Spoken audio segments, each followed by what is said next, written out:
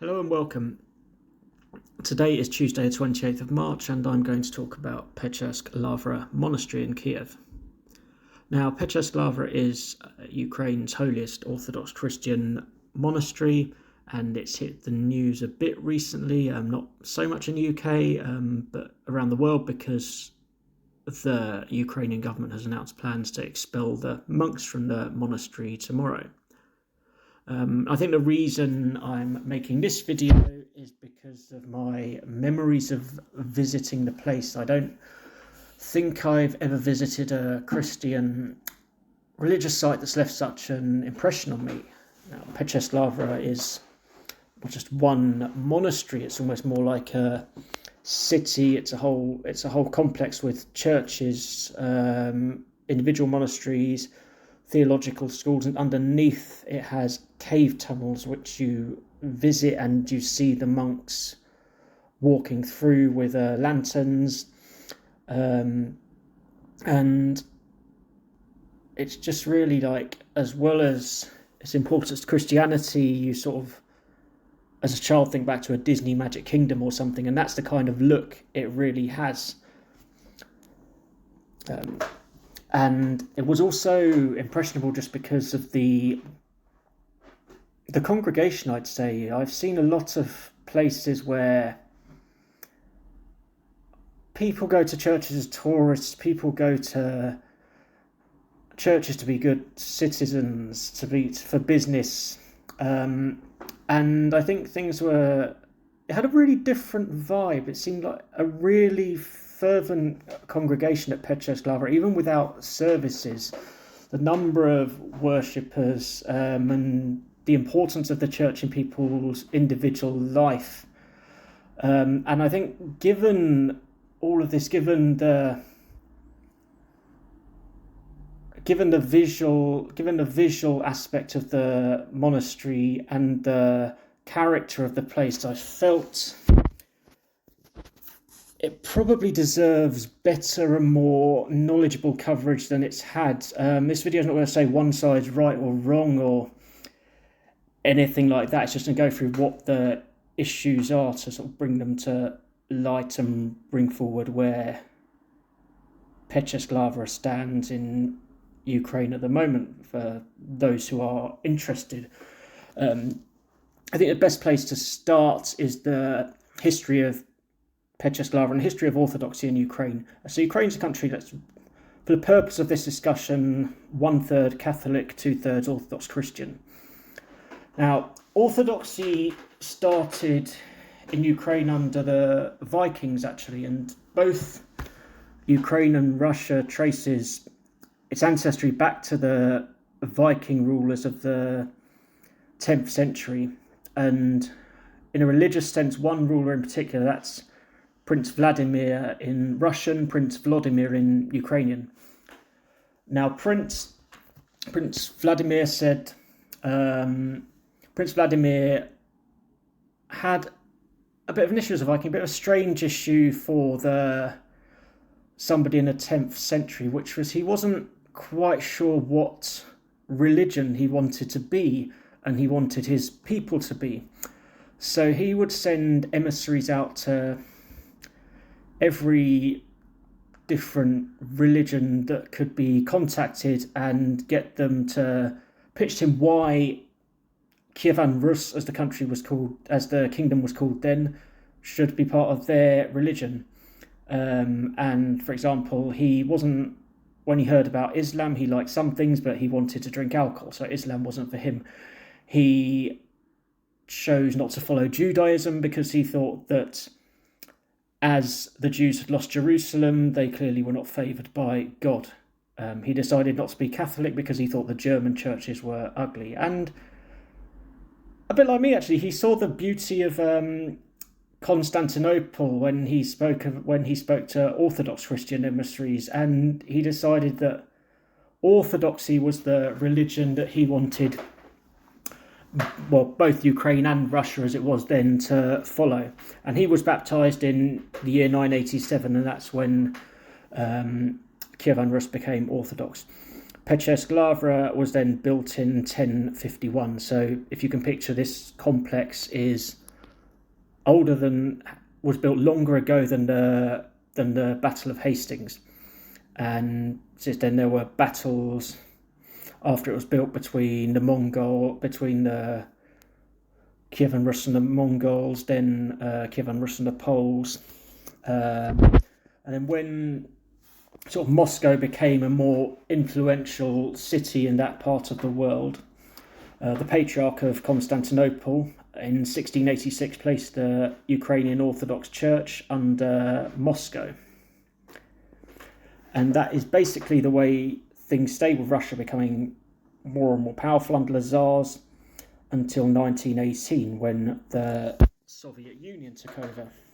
And the Soviet Union executed the Metropolitan of the Ukrainian Orthodox Church and nationalised the site, as communists tend to do, and left it in decay. Then came, in 1991, Ukrainian independence, which was certainly a good thing for the churches, better than communism. However, while Ukraine was happy to have a more vibrant spiritual life than the Soviet Union, it chose only to lease Pechersk Lavra back to the Ukrainian Orthodox Church rather than returning it fully to the church. And that becomes a significant issue later in this discussion. Now, at the same time, the person in charge of the Ukrainian Orthodox Church at the time was a metropolitan called Filaret. Filaret wanted an independent Ukrainian Orthodox Church, and at that time Moscow flat up said no, and he was ultimately excommunicated. So they basically told him no, and if you don't repent then you're going to go to hell. And all the Orthodox world at the time completely agreed with the decision. So Filaret was expelled, though he took hundreds of thousands, if not millions, of followers with him. So they were almost willing to become schismatics, to have their own specific Ukrainian church rather than one under Russia. So for the next 27 years, the original over 1,000-year-old Ukrainian Orthodox Church was very much in the ascendancy, with the support of the entire Orthodox world, and with governments, I guess, aware that there's an East and a West that thinks differently in Ukraine, an East that's more friendly to, say, the Russian-speaking world. I won't use Putin's term, the Russian world, and is more inclined towards the traditional Ukrainian Orthodox Church, which is under Moscow. However, in 2018, Patriarch Bartholomew of Constantinople visits Ukraine, and he decides to try to reverse the decision of 1686 in which the Ukrainian Orthodox Church was placed under Moscow, and he gets together a host of rebel churches in Ukraine. He manages to convince a couple of bishops from the Ukrainian Orthodox Church to join a new church called the Orthodox Church of Ukraine. Now, I'm just going to stress, for the rest of this discussion, I will refer to the church that is over 1,000 years old as the UOC, and the 2018 church that Patriarch Bartholomew set up as the OCU. Now, if we assume completely good faith from Patriarch Bartholomew, one of the arguments he made was that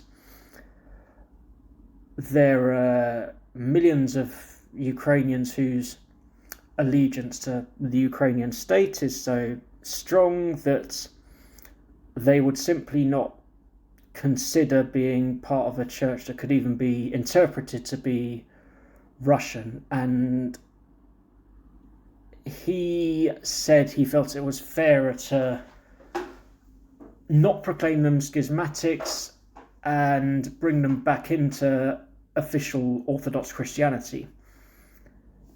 However, obviously this created a huge row with Russia. While Constantinople can choose to give away its territory to its canonical territory to other churches, Patriarch Bartholomew of Constantinople is not a pope. He's the first among equals. So many churches, not just the Russian church, argue that you can't simply invade somebody's territory, somebody's church territory, metaphorically speaking, and bring it back to under the control of the Patriarch of Constantinople. Now, Patriarch Bartholomew's OCU was recognised by most of the Greek churches. It's been recognised by the Church of Greece, the Church of Cyprus, and the Church of Alexandria.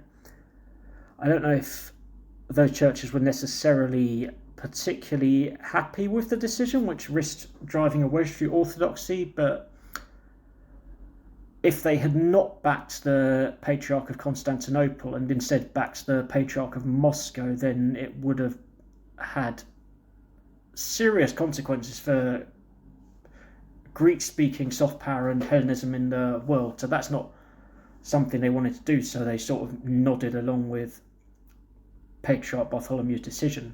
However, every other Orthodox church in the world was against Patriarch Bartholomew's decision and supported the Russians, as it was then. So the Serbian church, the Romanian church, the Bulgarian church, the Georgian church, the Church of America, the Church of Antioch, the Church of Jerusalem, the Church of Poland, the Church of Albania, all stuck with the Russian side of this dispute.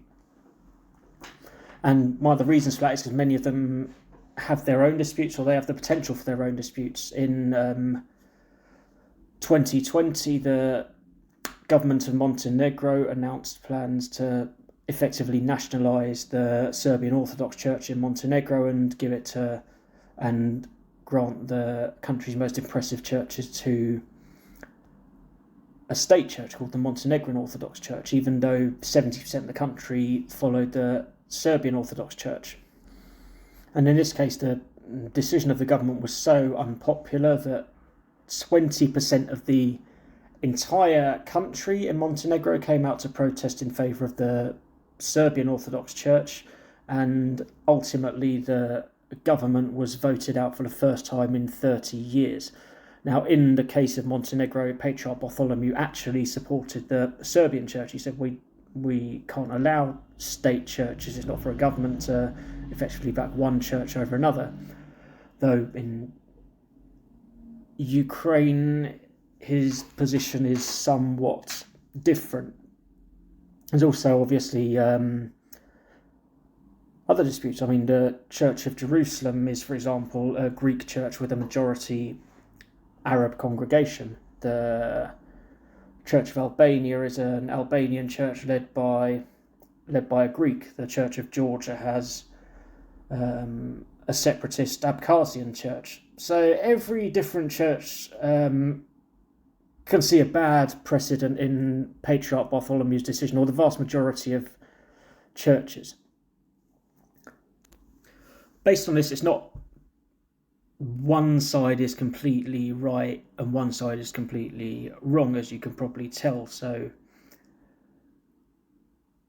the more nationalistic Ukrainians who support the Orthodox Church of Ukraine, the OCU, try to say Patriarch Bartholomew's made the decision and that's it.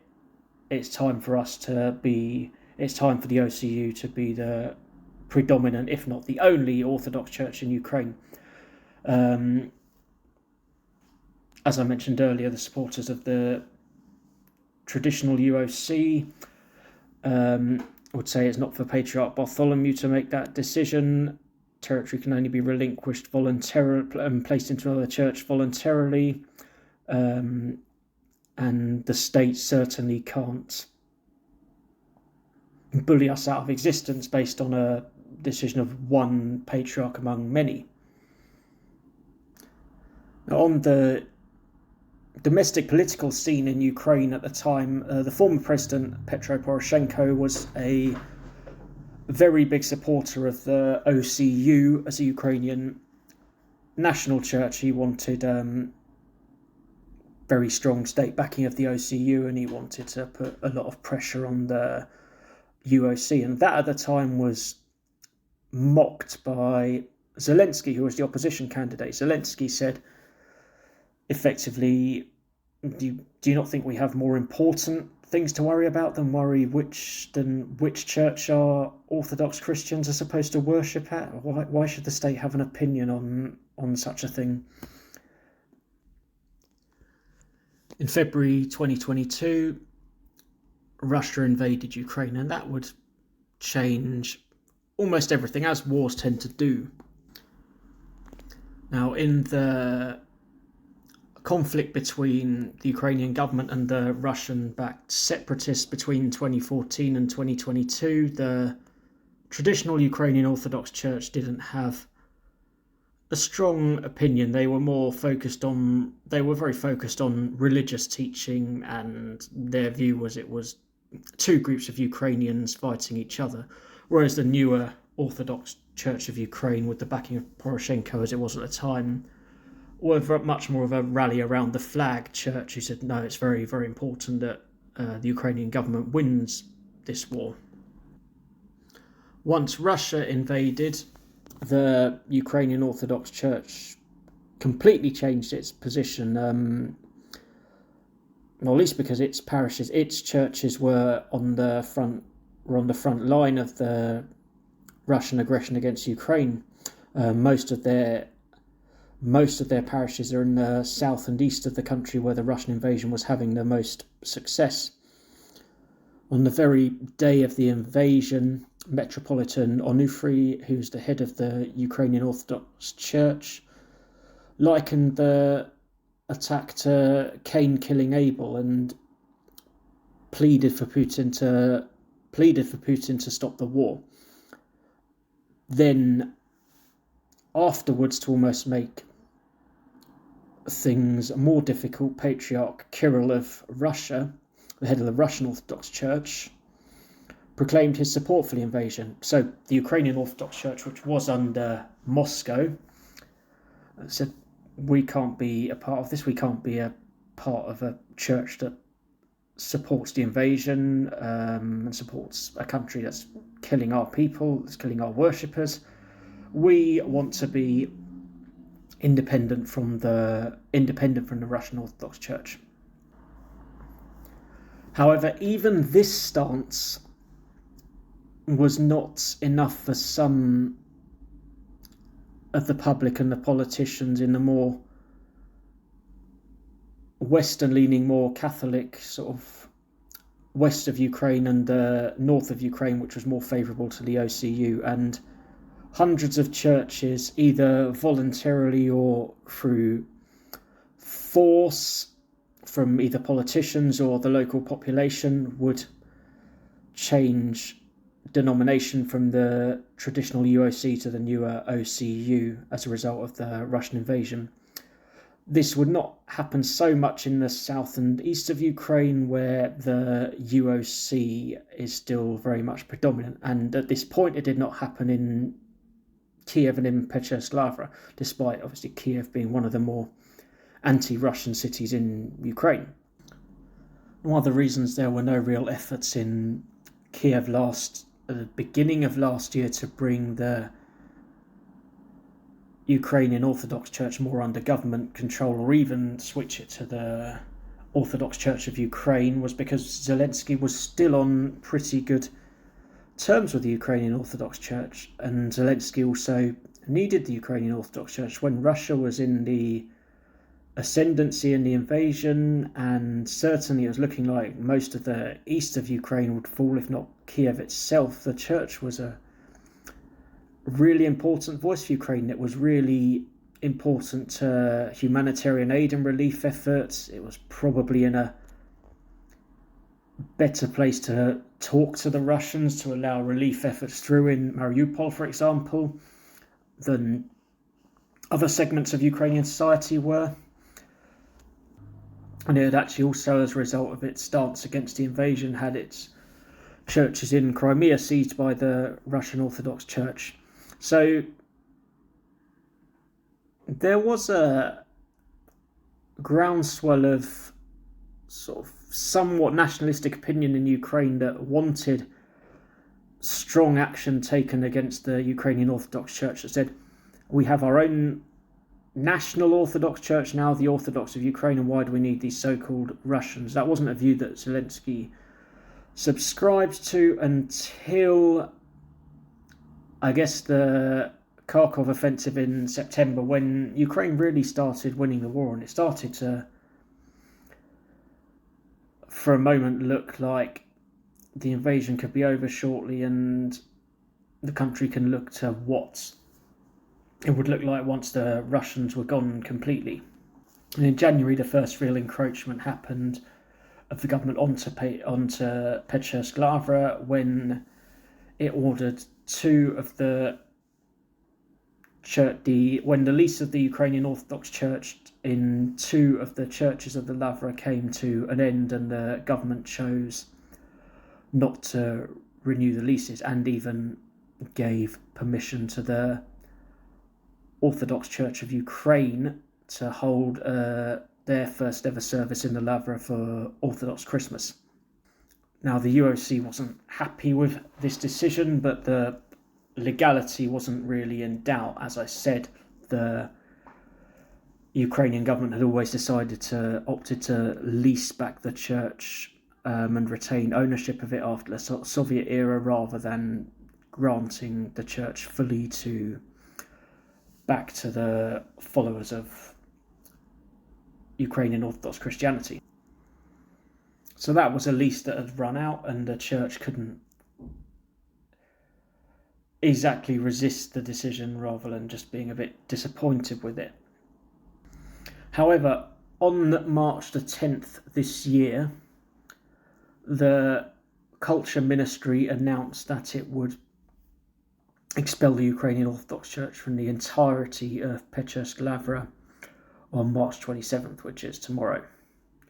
Now, this decision was not a termination of a lease that was expiring. This is a termination for breach of contract. The official reason is supposedly illegal building work. So the decision, in theory, is that the monks will be kicked out of the church tomorrow because of illegal building work.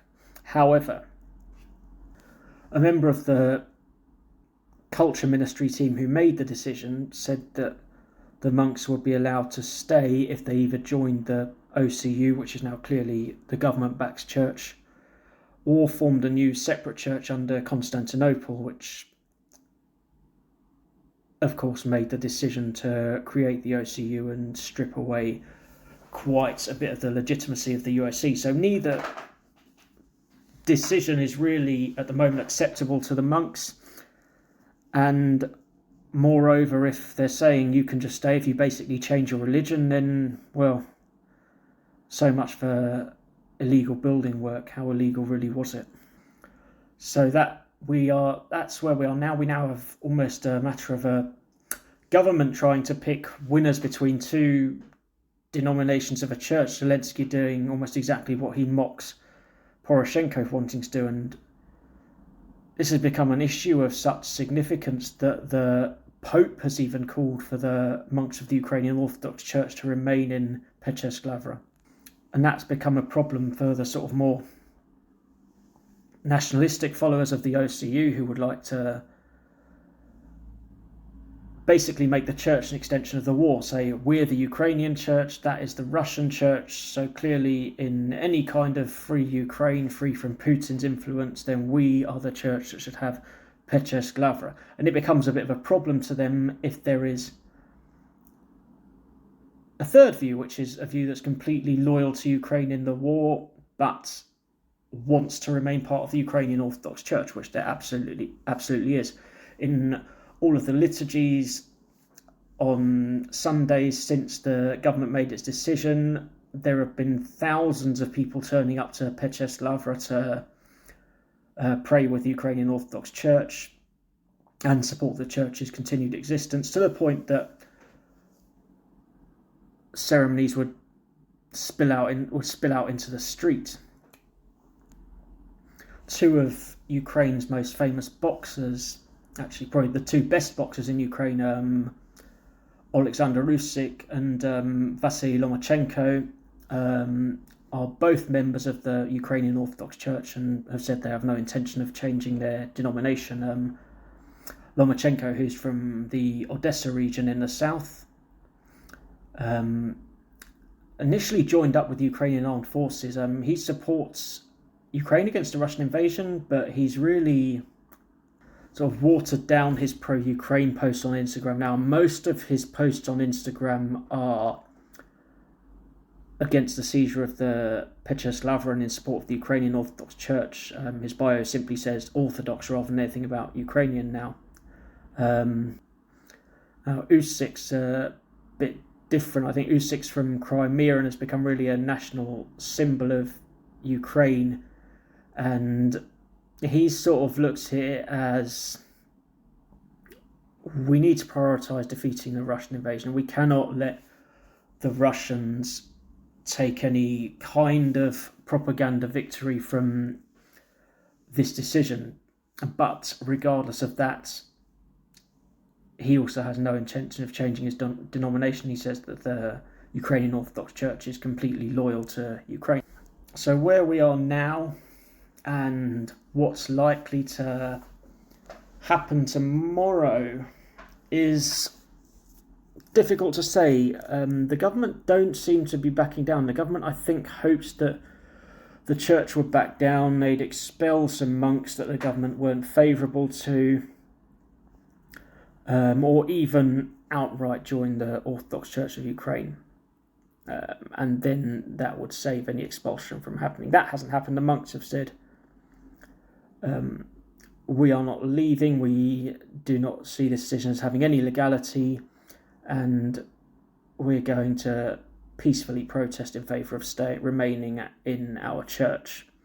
And it's called on its congregation to do the same thing. So